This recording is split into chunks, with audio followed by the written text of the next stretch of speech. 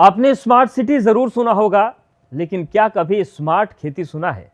नहीं ना। और कभी सुना है कि किसी बैंक से किसानों को ड्रोन मिलते हैं? यह भी नहीं सुना होगा।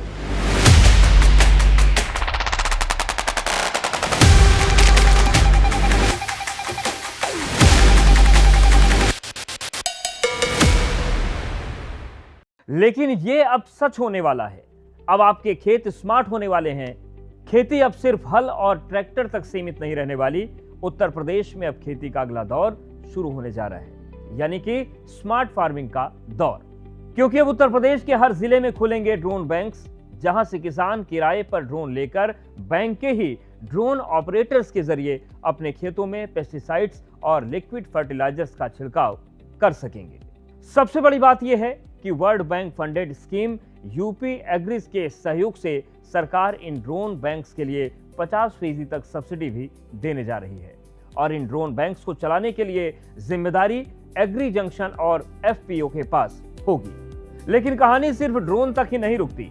अभी आप सोच रहे होंगे कि एग्री जंक्शन क्या है। तो यूपी सरकार एग्री जंक्शन स्कीम शुरू कर रही है।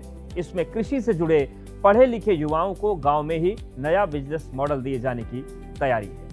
यानी कि एग्रीकल्चर ग्रेजुएट्स, मतलब जिन्होंने कृषि स्नातक खेती बागवानी से जुड़ी पढ़ाई की है, उन्हें अब गांव में ही एग्री सेंटर्स के जरिए रोजगार मिलेगा।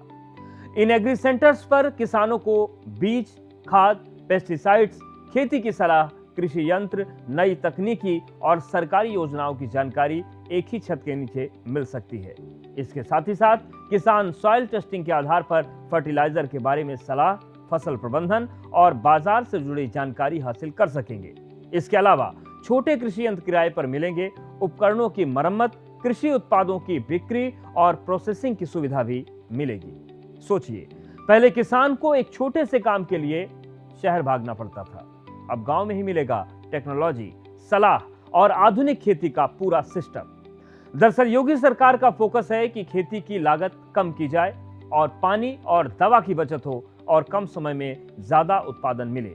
यूपी में खेती अब सिर्फ परंपरा नहीं रहेगी, बल्कि टेक्नोलॉजी और एंटरप्रेन्योरशिप का नया मॉडल बनने जा रही है।